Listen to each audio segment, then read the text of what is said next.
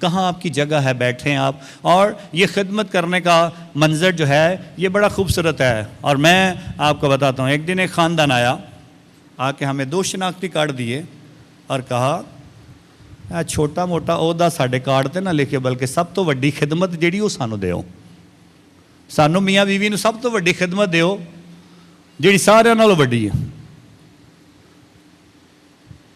جب میرے پاس آیا تو میں نے کہا سب سے بڑی خدمت اب پتہ نہیں کون سی ہے. اب میرے والے یہ عہدہ رہ گیا، دعا کرانے والا وہی سب سے بڑا ہے، وہ کروا لے اگر انہوں نے کروانی ہے تو میں باہر بیٹھ جایا کروں گا، یہی عہدہ ہے. یہاں پہ ہم عہدوں کے لیے نہیں آئے ہیں. کئی بار ہم اپنے آپ کو پیش کرتے ہیں ایسے کاموں کے لیے جس میں خدا کے حضور میں یہ شخص بھی آ کے اے خداوند میں تیرا شاگرد بننا چاہتا ہوں. اور یسوع دل کو دیکھتا ہے اور یسوع بتا دیتا ہے جس مقصد کے لیے آپ آئے ہو کہ شاید مجھے خدا کے گھر میں پتہ نہیں کیا مقام مل جائے گا. وہ کہتا ہے لومڑیوں کے لیے ماندے ہیں، آسمان کے پرندوں کے لیے گھونسلے ہیں، اور ابن انسان کے لیے تو سر رکھنے کی جگہ نہیں ہے. تم پتہ نہیں کیا خواہشات لے کے آئے ہو. ہم اپنے ان عہدوں سے بڑھ کر کیا خواہشات لے کے آئے ہیں؟ کچھ نہیں. جب خدمت کرنی ہے تو اس نے خدمت کا درجہ بتایا ہے. خدمت کرنا میں نے تمہیں سکھایا ہے، اور وہ یہ ہے جیسے میں نے تمہارے پاؤں دھوئے ہیں تم بھی ایک دوسرے کے پاؤں دو، اور جو تم میں سے بڑا بننا چاہے وہ سب سے چھوٹا بنے. خدمت یہ ہے. اور یسوع مسیح آج شاگردیت کے ان تقاضوں کو پیش کرتے ہوئے بتاتا ہے کہ اس طرح سے آپ کو دیکھنا ہے. اور کسی نے کہا، آج کی تلاوت میں یسوع مسیح فرماتا ہے اور اس نے کسی اور سے کہا کہ میرے پیچھے ہو لے.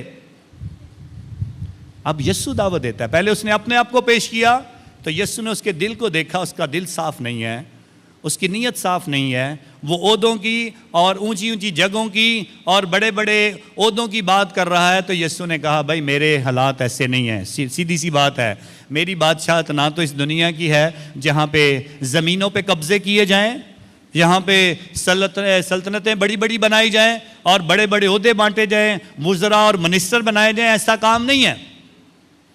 اب ایک اور کو یسوع مسیح دعوت دے رہا ہے. یسوع مسیح کہتا ہے میرے پیچھے ہو لے.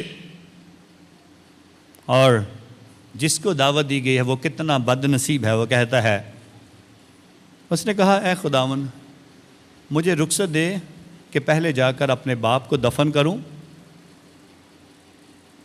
مجھے اتنا موقع دے دے میں اپنے باپ کو دفن کروں. باپ کو دفن کرنا اچھی بات ہے، اس میں کوئی بری بات نہیں ہے. لیکن یسوع مسیح یہاں پر ایک بات بڑے اچھے طریقے سے واضح کرنا چاہتا ہے. پترس کو دیکھو، یوحنا کو دیکھو، متی رسول کو دیکھو. پترس کو میں نے جب کہا، جب زبدی کے بیٹوں کو میں نے کہا اپنے جالوں کو چھوڑو اور میرے پیچھے ہو لو، تو انہوں نے کشتی پر اپنے باپ کو بھی چھوڑ دیا، جالوں کو بھی چھوڑ دیا، کشتیوں کو بھی چھوڑ دیا اور میرے پیچھے ہو لے. دوسری بات نہیں کہی ہے. متی رسول محصول کی چوکی پر بیٹھا ہے اور وہاں سے یسوع نے اسے دعوت دی کہ میرے پیچھے ہو لے، اور وہ محصول کی چوکی کو سب کچھ پیسہ پوسا چھوڑ کر وہاں سے یسوع کے پیچھے ہو لیا. اور اس کو جس کو دعوت ملے خدا کی طرف سے، خدا کہتا ہے دوسرا عذر پیش کرنے کی ضرورت نہیں ہے. اور اسی لیے پھر یسوع نے کہا مردوں کو اپنے مردے دفن کرنے دو، فکر نہ کرو. جس کو یسوع دعوت دے دے اسے دنیا کے کسی چیز کی اور کی فکر نہیں ہونی چاہیے.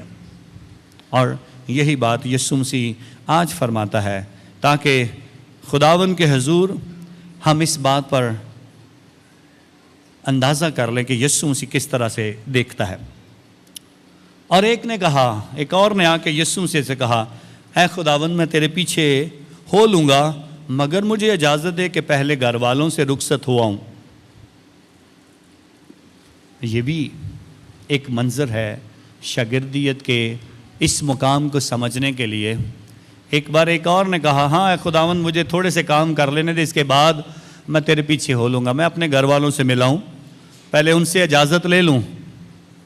اور بلاوے کے لیے یسوع مسیح یہ بتانا چاہتا ہے کہ جس نے جو کوئی اپنا ہاتھ ہل پر رکھ کر پیچھے دیکھتا ہے وہ خدا کی بادشاہی کے لائق نہیں ہے.